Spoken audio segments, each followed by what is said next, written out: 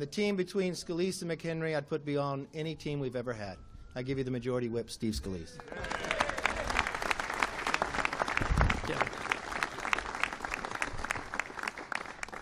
Today, we took the first step toward rescuing families from the failures of Obamacare. We've been seeing it play out all across the country. This isn't some hypothetical discussion. You see families struggling in every part of our country. I hear from families all the time in my district in Southeast Louisiana sharing with me stories of double-digit premium increases every single year. When we had the 27.5-hour markup before the House Energy and Commerce Committee, longest, they said, in the history of Congress, to pass this bill out of committee, we had a long and important discussion about health care policy in America and how this isn't about achieving some kind of political goal. It's about families, families who are struggling under the weight of this law that doesn't work. And so I reached out to my own constituents and I said, share with me some of the stories and how this law, Obamacare, is affecting you personally. And unfortunately, I got a lot of horror stories.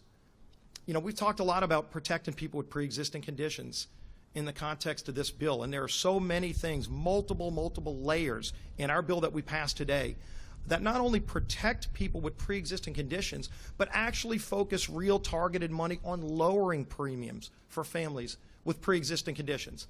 And so during the committee hearing, might have been around 3 in the morning, I shared a story of one of those constituents, Chris from Slidell, who sent me a letter and talked about their family having pre-existing conditions. They have a family member with pre-existing conditions, and how because of the problems of Obamacare, they're paying double-digit increases. But this is the real story for families that have pre-existing conditions that are truly being hurt by Obamacare. One of the untold stories are the dramatic increases in deductibles. So there are a lot of families across the country that have over $10,000 deductibles. Now, for most people, that means they really can't even use the health care that they have in Obamacare. And so what Chris told me was, not only when we go to the doctor do we have to pay so much for our premium, but almost everything we do we're paying out of pocket because we've got such a large deductible. So basically, I'm paying a lot of money for a health care plan that doesn't work for me. Please provide relief for my family. We hear these stories over and over. And what's been so encouraging about this debate is that from the very beginning, every member of Congress that's been involved in trying to get this bill passed has been focused on 2 main things. And the first one is lowering premiums for families that are struggling.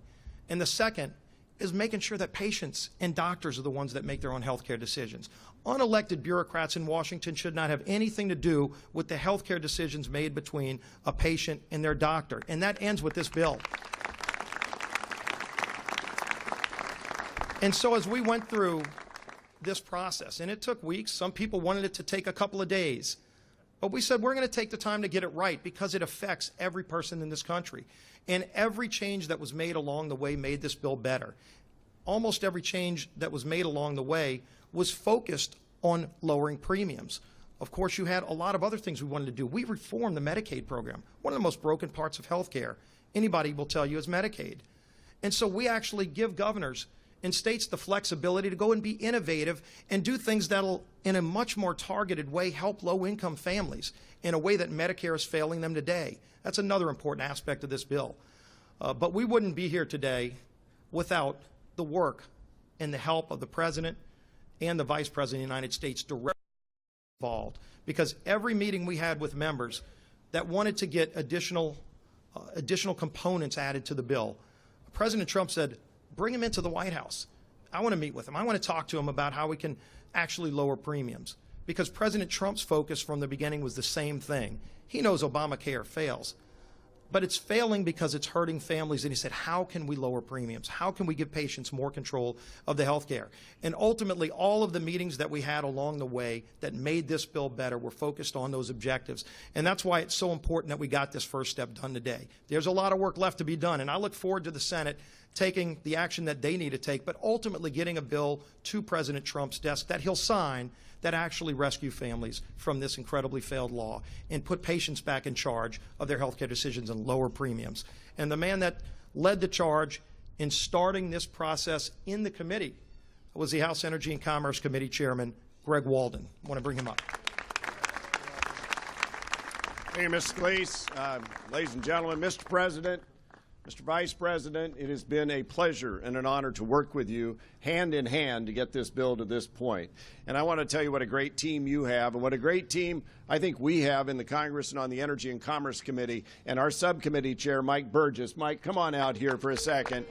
Dr. Mike Burgess has done incredible work on this as well. You've heard